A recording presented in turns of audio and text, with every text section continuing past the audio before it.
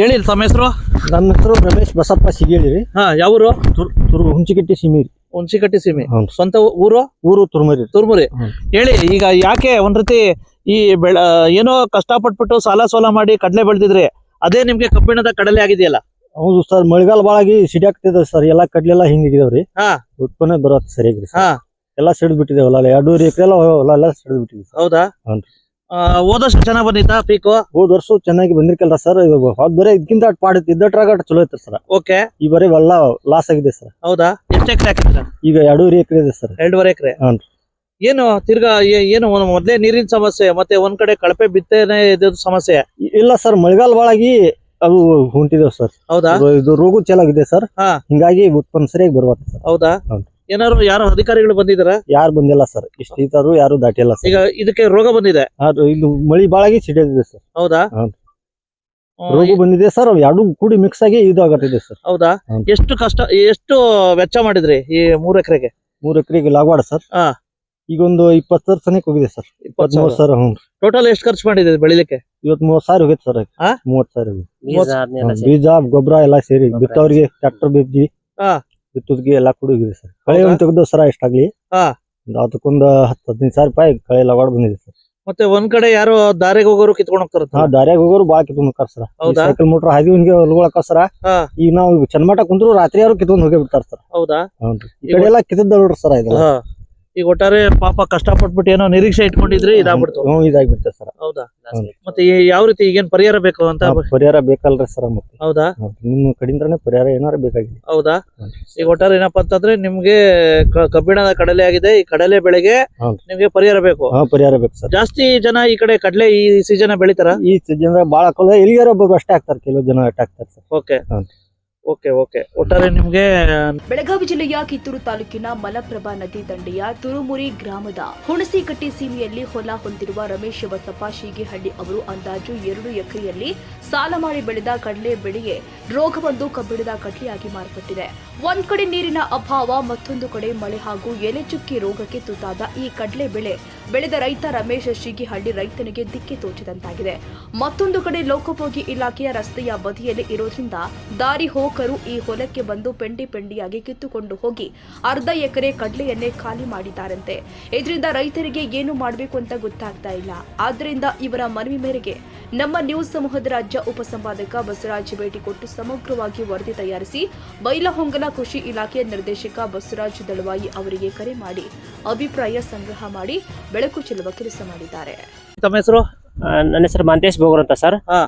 ಈ ವರ್ಷ ಮಳೆ ಸ್ವಲ್ಪ ಜಾಸ್ತಿ ಆಗಿ ರೈತರಿಗೆ ಸ್ವಲ್ಪ ತುಂಬಾ ತೊಂದರೆ ಆಗಿದೆ ಸರ್. ಅದಕ್ಕಾಗಿ ಬಿತ್ತನೆ ಬೀಜವನ್ನು ತಗೊಂಡು ಇಟ್ಕೊಂಡ್ರು ಕೂಡ ಕೆಲವೊಬ್ಬರಿಗೆ ಬಿತ್ತಲಿಕ್ಕೂ ಕೂಡ ಅವಕಾಶವನ್ನು ಕೊಟ್ಟಿಲ್ಲ ಮಳೆ. ಈ ಕಾರಣಕ್ಕಾಗಿ ಸ್ವಲ್ಪ ಸಮಸ್ಯೆ ಆಗಿದೆ. ಬಿತ್ತಿದಂತ ಹುರುಳಿ ಅಂತ ಕೆಲವೊಂದಷ್ಟು ಬೆಳೆಗಳು ಅವು ಸರಿಯಾಗಿ ಹುಟ್ಟಿಲ್ಲ. ಬಹಳ ಮಳೆ ಆಗಿ ಜಾಸ್ತಿ ಮಳೆ ಆಗಿದ್ದಕ್ಕಾಗಿ ಹುಟ್ಟಿಲ್ಲ. ಕೆಲವೊಂದು ಕಡೆ ಹುಟ್ಟಿಲ್ಲ, ಮತ್ತೆ ಕೆಲವೊಂದು ಕಡೆ ಹುಟ್ಟಿದ್ರು ಕೂಡ ಸರಿಯಾಗಿ ಹುಟ್ಟಿಲ್ಲ. ಹಿಂಗಾಗಿ ಲಾಸ್ ಆಗಿದೆ ಸರ್. ಓಕೆ. ಏನಪ್ಪಾ ಅಂತಂದ್ರೆ ನಿಮ್ಗೆ ಕಡಲೆ ಬೆಳೆಗೆ ವಿಶೇಷವಾಗಿ ಪರಿಹಾರ ಬೇಕು. ಪರಿಹಾರ ಬೇಕು ಸರ್. ಹಲೋ, ಹಾಯ್, ನಮಸ್ಕಾರ. ನಾನು ಬಸವರಾಜ್ ಮಾತಾಡ್ತಾ ಇದ್ದೀನಿ, ಪತ್ರಕರ್ತರು. ನಾನಿವತ್ತು ಒಂದ್ ರೀತಿ ಕಿತ್ತೂರು ವಿಧಾನಸಭಾ ಕ್ಷೇತ್ರದ ಕಿತ್ತೂರು ತಾಲೂಕಿನ ಒಂದ್ ರೀತಿ ತುರ್ಮುರಿ ಮತ್ತೆ ಹುಣಸಿಕಟ್ಟೆ ಮಧ್ಯೆ ಬಂದಿದ್ದೀನಿ. ವಿಶೇಷವಾಗಿ ಎಲ್ಲ ಒಂದ್ ಕಡೆ ಈ ಕಡೆ ಭಾಗದಲ್ಲಿ ಏನು ಚಳಿಗಾಲದ ಒಂದ್ ರೀತಿ ಚಳಿಗಾಲದ ಹಂಗಾಮಿನ ಬೆಳೆ ಅಂದ್ರೆ, ಪ್ರಮುಖ ಬೆಳೆ ಅಂದ್ರೆ ಕಡ್ಲೆ. ವಿಶೇಷವಾಗಿ ಕಡ್ಲೆ ಸಾಕಷ್ಟು ಒಂದ್ ರೀತಿ ಈ ಬಾರಿ ಏನಪ್ಪಾ ಆಗಿದೆ ಅಂದ್ರೆ ಎಲ್ಲ ಒಂದ್ ಕಡೆ ಬೆಳೆದ ರೈತನ ಪಾಲಿಗೆ ಒಂದ್ ರೀತಿ ಕಣ್ಣೀರಾಗಿದೆ ಅಂತಾನೆ ಹೇಳ್ಬೋದು. ಯಾಕಪ್ಪ ಅಂತಂದ್ರೆ ಮೊದ್ಲೇ ಒಂದ್ ಕಡೆ ಕಳಪೆ ಬಿತ್ತನೆ ಬೀಜ, ಮತ್ತೊಂದ್ ಕಡೆ ವಾತಾವರಣದ ಪರಿಸ್ಥಿತಿ, ಒಂದ್ ಕಡೆ ನೀರಿನ ಸಮಸ್ಯೆ. ಇದರ ನಡುವೆ ರೈತ ಸುಮಾರು ಒಂದು 2.5 ಎಕರೆ ಇದ್ರಲ್ಲಿ ಎಲ್ಲ ಒಂದ್ ಕಡೆ ಸಾಕಷ್ಟು ಕಷ್ಟಪಟ್ಬಿಟ್ಟು ಸಾಲ ಸೋಲ ಮಾಡಿ ಬೆಳೆದಿರ್ತಾನೆ. ಆದ್ರೆ ಅದು ಫಸಲು ಬಂದಾಗೆ ಗೊತ್ತಾಗಿದ್ದು ಪಾಪ ರೈತರಿಗೆ ಎಷ್ಟು ಸಮಸ್ಯೆ ಆಯ್ತು ಅಂತ ಹೇಳ್ಬಿಟ್ಟು. ಏನಪ್ಪಾ ಈ ಸ್ಟೋರಿ ಅಂತೀರಾ? ಎಲ್ಲ ಒಂದ್ ಕಡೆ ರೈತನ ಒಂದ್ ರೀತಿ ಬಾಳಿಗೆ ಕಬ್ಬಿಣದ ಕಡಲೆ ಆಯ್ತೆ ಈ ಒಂದು ಕಡಲೆ ಬೆಳೆ ಅಂತಕ್ಕಂಥ ಸ್ಟೋರಿಗೆ ಸ್ವಾಗತ. ನಾನು ನಿಮ್ಮ ಬಸವರಾಜು. ಈಗ ತುರ್ಮುರಿ ಗ್ರಾಮ, ಕಿತ್ತೂರು ತಾಲೂಕ್ ತುರ್ಮುರಿ ಗ್ರಾಮದ ಅಲ್ಲಿ ರಮೇಶ್ ಬಸಪ್ಪ ಶೀಗಿಹಳ್ಳಿ ಅಂತ ಹೇಳ್ಬಿಟ್ಟು ಒಂದ್ 3 ಎಕರೆ ಜಮೀನಲ್ಲಿ ಕಡಲೆ ಬೆಳೆ ಬೆಳೆದಿದ್ದ. ಪಾಪ ಅವನು ರಸ್ತೆ ಸೈಡೇ ಬೆಳೆದಿದ್ದ. ಅದ್ ಏನಾಯ್ತಂದ್ರೆ ಒಂದು ಈ ಎಲೆ ರೋಗ ಅಂತ ಬರುತ್ತೆ ಗೊತ್ತಾ ಸರ್? ನೋಡ್ರಿ ಆದ್ರೆ ಇದೇನ ಚಿಪ್ಪಿ ಕಡ್ಲೆ ಬೆಂಗಾಲ್ ಗ್ರಾಮನ ಹಾ ನೋಡ್ರಿ ಸರ್ ಅದರಿಂದ ಅರ್ಧ ಲಾಸ್ ಆಯ್ತು. ಮತ್ತೆ ರೋಡ್ ಸೈಡ್ ಇರೋದ್ರಿಂದ ಕೆಲವರೆಲ್ಲ ಹಿಂಡಾಗಿ ಪೆಂಡೆ ಕಿತ್ಕೊಂಡು ಬಿಟ್ಟವ್ರೆ. ಒಂದು ಅರ್ಧ ಎಕರೆ ಖಾಲಿ ಮಾಡ್ಬಿಟ್ಟವ್ರೆ.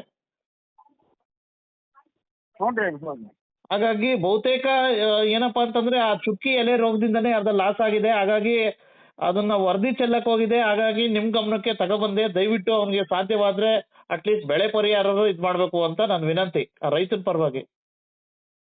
ಹೌದ್ರಿ ಸರ್? ಹಾ ಸರ್. ಅದನ್ನ ಅವ್ರ ಡೀಟೇಲ್ಸ್ ಕೊಡನ್ರಿ, ನೋಡೋಣ. ಅದನ್ನ ನಾನು ವಿಸಿಟ್ ಮಾಡ್ಸಿರ್ತೀನಿ, ಮಾಡಿಸ್ಕೇರಿಂದ ಬೇಕಾದ್ರೆ ರಿಪೋರ್ಟ್ ಮಾಡೋದಾರ ಮಾಡಿಸ್ತೀನಿ. ದಯವಿಟ್ಟು ನೋಡಿ ಸರ್, ಪ್ಲೀಸ್ ಸರ್. ಯಾಕಪ್ಪ ಅಂದ್ರೆ ಪಾಪ ಅವ್ನು ನೊಂದಿದಾನೆ. ಎಷ್ಟೋ 3 ಲಕ್ಷನ ಸಾಲ ಮಾಡಿದಂತವ್ನು.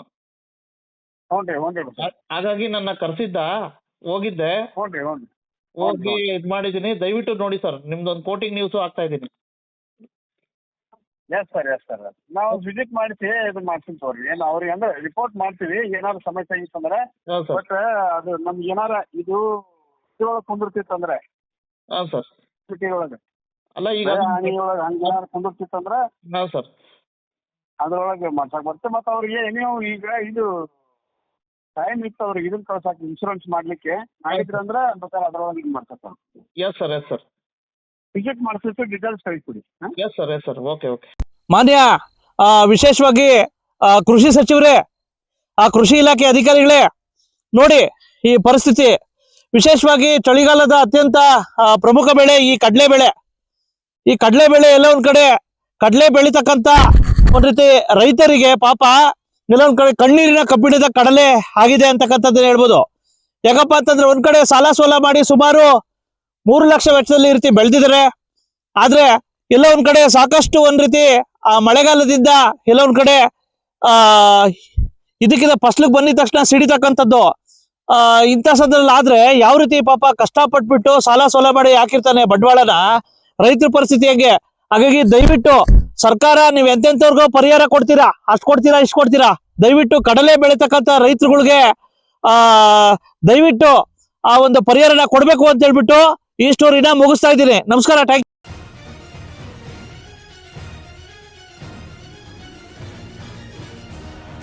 ಕನ್ನಡಿಗರ ಮೆಚ್ಚಿನ ನಿಮ್ಮ ಟಿವಿ 24 ಕನ್ನಡ ನ್ಯೂಸ್ ವಾಹಿನಿ ಇದೀಗ ಟಿವಿಯಲ್ಲಿ ಲಭ್ಯ. ಕರ್ನಾಟಕ ಮತ್ತು ದೇಶ ವಿದೇಶದ 360 ಡಿಗ್ರಿ ಸುದ್ದಿ ಹಾಗೂ ಉತ್ತರ ಕರ್ನಾಟಕ, ಬೆಳಗಾವಿ, ಬಾಗಲಕೋಟೆ, ಧಾರವಾಡ, ಹಾವೇರಿ, ಗದಗ, ಬಿಜಾಪುರ ಜಿಲ್ಲೆಯ ಕ್ಷಣ ಕ್ಷಣದ ವಿವರವನ್ನ ಪಡೆಯುವುದಕ್ಕೆ ಟಿವಿ 24 ಕನ್ನಡ ನ್ಯೂಸ್ ವಾಹಿನಿಯನ್ನ ಲೈಕ್ ಮಾಡಿ, ವಿಡಿಯೋಗಳನ್ನ ಶೇರ್ ಮಾಡಿ, ಕಮೆಂಟ್ ಮಾಡುವ ಮೂಲಕ ನಮ್ಮ ವಾಹಿನಿಗೆ ಸಹಕಾರ ನೀಡಿ ಮತ್ತು ಚಾನೆಲ್ ಅನ್ನ ಸಬ್ಸ್ಕ್ರೈಬ್ ಮಾಡಿ. Thank you.